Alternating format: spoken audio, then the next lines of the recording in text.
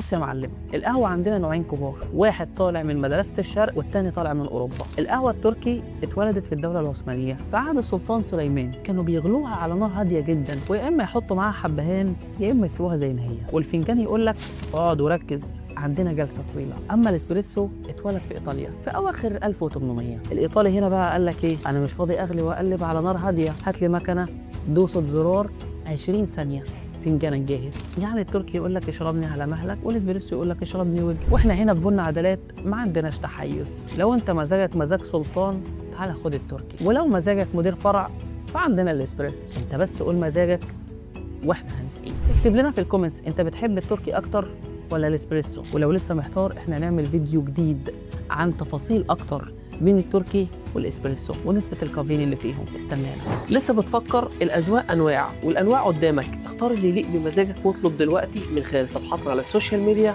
أو رقم الواتساب.